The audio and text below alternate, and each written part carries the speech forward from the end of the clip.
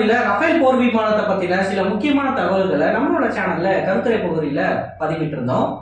அந்த வீடியோவுக்கு கீழே நிறைய நபர்கள் அது எப்படி இந்தியா ரஃபேல் போர் விமானத்தை வாங்கி பலசாலியான ஒரு இந்திய விமானப்படையை உருவாக்கணும் அப்படின்னு நினைக்கிறப்ப நீ மாதிரி ரஃபேலுக்கு எதிராக அப்ப நீ ஒரு ஆன்டி இந்தியன்னு சொல்லி நிறைய பேர் பேசிக்கிட்டு இருந்தீங்க. மற்றும் ரஃபேல் போர் விமானத்தோட ஒப்பந்தம் ரொம்ப பெரிய விஷயம், இந்திய வரலாற்றிலே இப்படி ஒரு ஒப்பந்தத்தை யாருமே பார்த்ததில்லை அப்படின்ற மாதிரி நிறைய பேர் பேசிக்கிட்டு இருக்கீங்க.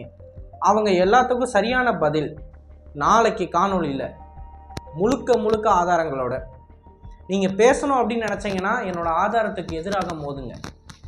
என்னோட கருத்துக்கு எதிராக நீ உனக்கு என்னடா தெரியும், நீ ஒரு சின்ன பையன் அப்படின்ற மாதிரி பேசாமல் நான் சொல்கிற ஃபேக்ட்ஸுக்கு எதிராக உங்களால் மோத முடிஞ்சிச்சு. நாளைக்கு அந்த வீடியோட கருத்துரை பகுதியில் உங்களோட கமெண்ட்ஸை பதிவிடுங்க. இன்றைக்கி இந்த வீடியோவில் நம்ம என்ன பார்க்க போகிறோம் அப்படின்னா அமெரிக்கா தயாரிப்பான F-35 போர் விமானத்தோட ஒப்பந்தத்தை பற்றி தான் பார்க்க போகிறோம். நான் உங்கள் ஆகாஷ் தான் லொகேஷன் வழங்கும் டிபி டிஃபென்ஸ். இந்திய விமானப்படையில் ஒரு மிகப்பெரிய பிரச்சனை ஒன்று போய்கிட்டு இருக்கு. அது நம்ம பல வருஷங்களாக பேசிக்க ஒன்று தான், அதுதான் ஸ்குவாட்ரன் ஸ்ட்ரென்த். இந்திய விமானப்படைக்கு சாங்ஷன் பண்ணப்பட்ட ஸ்குவாட்ரன் ஸ்ட்ரென்த் என்ன அப்படின்னு பார்த்தீங்கன்னா 41 ஸ்குவாட்ரன்ஸ். ஒரு ஸ்குவாட்ரனுக்கு சுமாராக 16லேருந்து 22 போர் விமானம் வரைக்கும் இருக்கலாம். அது ஒவ்வொரு ஸ்குவாட்ரன்ட் அவங்களோட ப்ராக்டிஸ் மற்றும் அவங்களோட ரெக்குயர்மெண்ட்டை பொறுத்து மாறும். ஸோ 20 அப்படின்ற ஆவரேஜாக நீங்கள் எடுத்துக்கிட்டாலும் மொத்தம் 41 ஸ்குவாட்ரன் நம்மக்கிட்ட இருக்கணும். ஆனால் கரண்ட்டாக இந்திய விமானப்படையில் எத்தனை ஸ்குவாட்ரன் இருக்குது அப்படின்னு கேட்டிங்கன்னா 29லேருந்து 31 ஸ்குவாட்ரனுக்குள்ளே தான் இருக்கும். அதற்கு மிகப்பெரிய காரணமே இந்திய விமானப்படையோட லெகசி பிளாட்ஃபார்ம்ஸு. லெகசி பிளாட்ஃபார்ம்ஸ் அப்படின்னு சொல்கிறப்ப ரொம்ப பழைய போர் விமானம், ஆனால் இன்றைக்கி தேதிக்கு அது ஒரு திறன் வாய்ந்த போர் விமானம் தான். இன்றைக்கி உள்ள பேட்டில் ஃபீல்டில் நம்மளால் அந்த போர் விமானத்தை பயன்படுத்த முடியும். ஸ்டில் அது ஒரு பழைய போர் விமானம். அதோட ஏர் ஃப்ரேமில் ஏஜ் ரொம்ப அதிகமாக இருக்குது, அதனால் அதிகமாக ரிப்பேர்ஸ் ஏற்படுது, அதனால் அதிக விபத்துகள் ஏற்படுது. அந்த விமானத்தை நம்ம ரிட்டையர் பண்ணி தான் ஆகணும். இருந்தாலும் அந்த விமானம் ஒரு நல்ல தயாரிப்பாக இருக்கிறதுனால இன்றைக்கி உள்ள பேட்டில் ஃபீல்டுக்கு அந்த விமானத்தை நம்மளால் பயன்படுத்த முடியுது. இதுதான் லெகசி பிளாட்ஃபார்ம்ஸ் அப்படின்னு நம்ம சொல்லுவோம். இந்த லெகசி பிளாட்ஃபார்ம்ஸுக்கு கீழே வர விமானங்கள் என்ன அப்படின்னா MiG-21, ஜாகுவார், மிராஜ் 2000 மாதிரியான விமானங்கள் தான். இதே MiG-21, ஜாகுவார், மிராஜ் 2000 விமானங்கள் உருவாகின அந்த காலகட்டத்தில் இதர ஏகப்பட்ட விமானங்கள் உருவாகிருக்கும். ஆனால் அந்த விமானங்களை நம்ம இன்றைக்கி தேதிக்கு பயன்படுத்த முடியாது. பட் இந்த விமானங்களை பயன்படுத்த முடியும். ஏன்னா இது பல வருடங்கள் அதோட லைஃப் ஸ்பேனை தாண்டி வேலை செய்கிற மாதிரி அந்த விமானத்தை உருவாக்குறப்பே என்ஜினியரிங் பண்ணியிருப்பாங்க. அதை தான் லெகசி பிளாட்ஃபார்ம் அப்படின்ற ஒரே வார்த்தைக்குள்ளே நம்ம கொண்டு வருவோம். இதுதான் லெகசி பிளாட்ஃபார்முக்கான அர்த்தம். இந்த லெகசி பிளாட்ஃபார்ம்ஸை நம்ம இப்போ பயன்படுத்துறதுனால நமக்கு இருக்கிற பெரிய பிரச்சனை என்ன அப்படின்னு கேட்டிங்கன்னா சர்வீசபிலிட்டி. இந்த விமானங்களுக்கு உதிரி கிடைக்காது.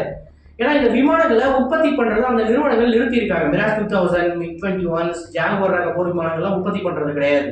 ஸோ இந்த விமானங்களுக்கு ஏதாவது ஒரு ரிப்பேர் இருக்குது அப்படின்னா ஒன்று இந்திய விமானப்படையில் இருக்கிற வேற ஏதாவது ஜாகுவார் விமானத்தை நம்ம தரையில வச்சு அந்த விமானத்தில் இருக்கிற உதிரி பாகங்களை பறக்கிற விமானத்துக்கு மாற்றணும். இல்லை அப்படின்னா வேற ஏதாவது விமானப்படை ஜாகுவாரோ, மிராஜ் 2000 இல்லை MiG-21 ரிட்டையர் பண்ணுறாங்க அப்படின்னா அந்த ரிட்டையர் பண்ணப்பட்ட விமானங்களை நம்ம வாங்கி அந்த விமானங்களில் இருக்கிற உதிரி பாகங்களை எடுத்து நம்மளோட விமானத்தில் பொருத்தணும். இதான் ஒரே வரி, சால்வேஜிங் அப்படின்னு சொல்லுவாங்க. இப்படி சால்வேஜ் பண்ணால் தான் நம்ம அந்த விமானத்துக்கான உதிரி பாகங்களை எடுத்துகிட்டு வர முடியும். அப்போது மேனுஃபேக்சரிங் இல்லை, சால்வேஜிங் மட்டும்தான் ஒரே சோர்ஸு. ரெண்டாவது, இது ரொம்ப பழைய ஏர் ஃப்ரேமாக இருக்குது. ஏற்கனவே அது 30-35 வருஷம் பறந்துக்கிட்டு இருக்குது. அப்போது பிரச்சனை அதிகமாக வரதான் போகுது. இப்படி ஏகப்பட்ட சிக்கல் இருக்கிறதுனால இந்திய விமானப்படைக்கு இந்த போர் விமானம் என்னதான் திறன் வாய்ந்த போர் விமானமாக இருந்தாலும் இதை 1 மணி நேரம் பறக்க வைக்கிறதுக்கு தேவையான செலவு அப்படின்றது ரொம்ப அதிகமாக இருக்குது. மற்றும் செலவு பண்ணாலுமே பார்ட்ஸ் கிடைக்க மாட்டேங்குது. இப்போது இதனால தான் என்ன நடக்குது அப்படின்னு பார்த்தீங்கன்னா 41 ஸ்குவாட்ரனில் இருக்கிற இந்திய விமானப்படை டக்குன்னு சரிஞ்சு 30 ஸ்குவாட்ரன் 29 ஸ்குவாட்ரனுக்கும் வந்துருச்சு. இப்போ 29 ஸ்குவாட்ரனில் இருக்கிற இந்திய விமானப்படை இந்த ஸ்குவாட்ரன் ஸ்ட்ரென்த்துக்கு வந்ததுக்கான இன்னொரு காரணம் என்ன அப்படின்னு பார்த்தீங்கன்னா ஹிந்துஸ்தான் ஏரோநாட்டிக்கல் லிமிடெட் தான். நம்ம பல தடவை நம்மளோட காணொளிகளில் சொல்லியிருக்கோம். ஹிந்துஸ்தான் ஏரோநாட்டிக்கல் லிமிடெட் என்னதான் ஒரு சிறப்பு வாய்ந்த போர் விமானமான தேஜஸ் போர் விமானத்தை உருவாக்கி இருந்தாலும் அந்த போர் விமானத்தை சரியான நேரத்தில் மாஸ் ப்ரொடியூஸ் பண்ண முடியாத காரணத்தினால் அது நம்மளோட இந்திய விமானப்படைக்கு சரியான நேரத்தில் கொண்டு சேர்க்க முடியல.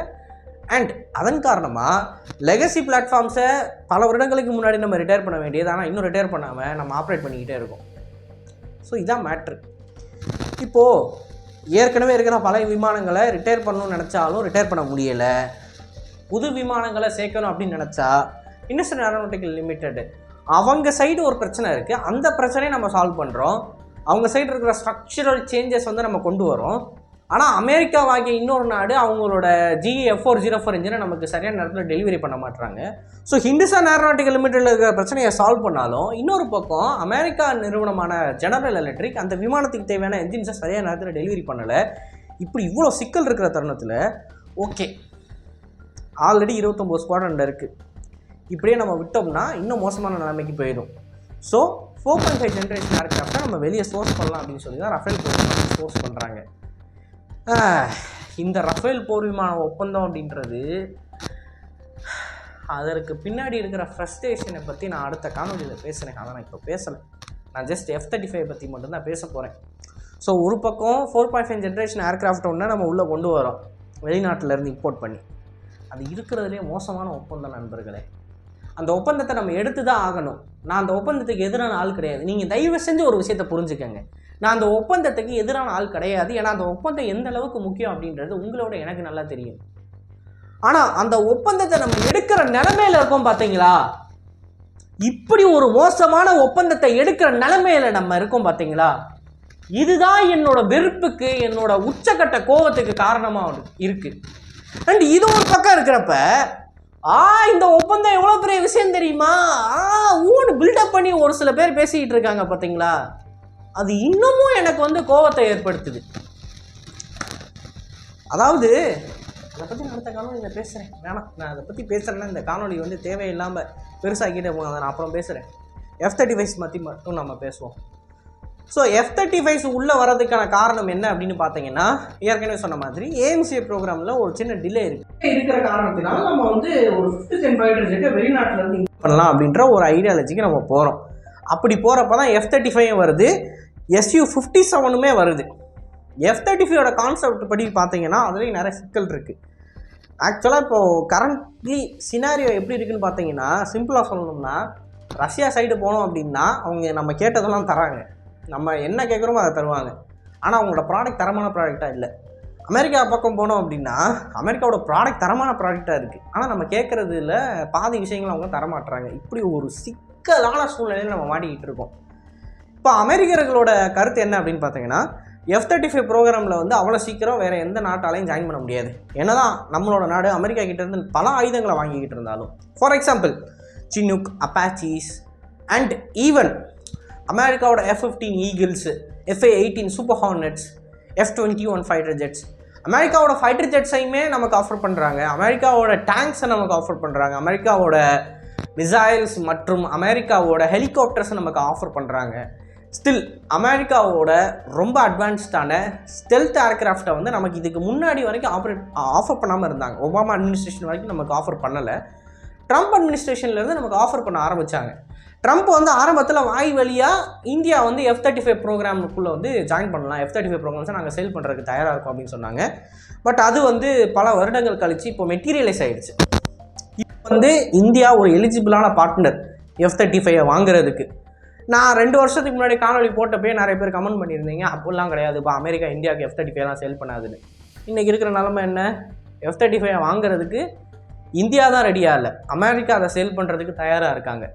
ஸோ அமெரிக்கா ஒரு பக்கம் அவங்களோட F-35 புஷ் பண்ணிக்கிட்டு இருக்காங்க. பேசிக்கலி வந்து சேல் பண்ணுறதை தாண்டி புஷ் பண்ணுறாங்க. நீங்கள் வந்து ரஷ்யா கிட்டேருந்து எந்த ஒரு ஃபைட்டர் ஜெட்ஸையும் வாங்க வேணாம், உங்களுக்கு தேவையான ஜெட்ஸை நாங்களே கொடுக்குறோம் அப்படின்னு சொல்லி. இதற்கு பின்னாடி ஒரு பெரிய என்ன சொல்கிறது, அமெரிக்காவுக்கான ஆதாயம் ஒன்று இருக்குது. ஒன்று, சீனாவுக்கு எதிராக இந்தியாவை வளர்த்து விடுறது. சீனாவுக்கு டஃப் காம்படிஷனை இந்தோ பசிபிக் ரீஜனில் இந்தியாவால் கொடுக்க முடிஞ்சிச்சு அப்படின்னா ஒரு பெரிய லோடு அப்படின்றது அமெரிக்கா கிட்டேருந்து இந்தியா சைடு மாறும். ஏன்னா இந்தியாவை வந்து ஃபோக்கஸ் பண்ணி சீனா அவங்களோட ஆர்மியை குவிச்சிக்கிட்டு இருப்பாங்க, அந்த சைடு அமெரிக்காவுக்கு எதிராக அவங்களால ஃபுல் ஃபோக்கஸை பண்ண முடியாது. அப்படி பண்ணணும்னா இந்தியா கிட்ட சீனாவை டஃப் கொடுக்குற மாதிரியான வெப்பன்ஸ் பிளாட்ஃபார்ம் இருக்கணும். ஸோ F-35 அதை தான் கொடுக்குது. இது ஒரு ரீசன். இன்னொரு ரீசன் என்ன, அமெரிக்கா 6th ஜென்ரேஷனில் இறங்கி ஒர்க் பண்ண ஆரம்பிச்சிட்டாங்க. டார்பா ஆல்ரெடி 6th ஜென்ரேஷன் ஏர்கிராஃப்டோட கான்செப்ட்லாம் ரிலீஸ் பண்ணியிருக்காங்க. ஸ்கங்க் ஒர்க்ஸும் லாக்ஹீட் மார்ட்டினும் சேர்ந்து அதோட கான்செப்ட்ஸை ரிலீஸ் பண்ணிக்கிட்டு இருக்காங்க. இன்னும் 5லேருந்து 6 வருஷத்துக்குள்ள ஒரு 6th ஜென் ஏர்கிராஃப்ட் வந்து வானத்தில் பறக்கும் அப்படின்றது எதிர்பார்த்துட்டு இருக்கிற சூழ்நிலையில் 5th ஜென் வந்து அவுட்டேட்டட் டெக்னாலஜி ஆயிரும். இதை நீங்கள் நல்லா புரிஞ்சுக்கணும். 5th ஜென் இன்னைக்கு தேதிக்கு சுப்பீரியர் டெக்னாலஜி, ஆனால் இன்னொரு 5 வருஷம் கழிச்சு அது ஒரு அவுட்டேட்டட் டெக்னாலஜி. ஸோ இன்னைக்கு இந்தியா F-35 வாங்குது அப்படின்னா ஒரு 3 வருஷம் கழிச்சு அதோட ஃபர்ஸ்ட் ஏர்கிராஃப்ட் டெலிவரி ஆகுது அப்படின்ற கணக்கு வச்சுக்கலாம். ஒரு 2028 வந்து F-35 ஃபர்ஸ்ட் ஏர்கிராஃப்ட் டெலிவரி ஆகுன்னு வச்சுக்கலாம். 2029 2030 தருணத்தில் அமெரிக்கா கிட்ட ஒரு 6th ஜென் இருக்கும். 6th ஜென் ஏர்கிராஃப்ட் வந்து 5th ஜென் ஏர்கிராஃப்டோட டெக்னாலஜியை வந்து அப்சல்யூட் ஆக்கிடும். அந்த டெக்னாலஜியை விட பல மடங்கு சுப்பீரியரான டெக் வந்து 6th ஜென்ல இருக்கும். ஸோ அமெரிக்கா கிட்ட அந்த அட்வான்டேஜ்ன்றது கண்டிப்பாக கிடைக்கும். அவங்க ஆல்ரெடி எக்ஸிஸ்டிங் உலகத்தில் யார்கிட்டையுமே இல்லாத டெக்னாலஜி இந்தியாவில் நல்லா புரிஞ்சுக்கோங்க. 5th ஜென் வந்து அடுத்த 5 வருஷத்தில் இல்லாமல் போகுதுன்றப்ப அவங்களுக்கு ஒரே கல்ல எக்ஸிஸ்டிங் சுப்பீரியர் டெக்னாலஜி அவங்க இந்தியா கூட ஷேர் பண்ணல.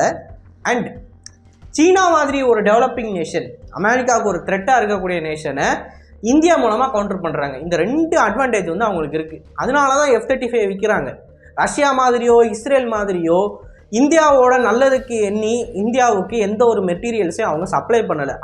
அவங்களோட சுயநலத்தை மட்டும்தான் பார்க்குறாங்க.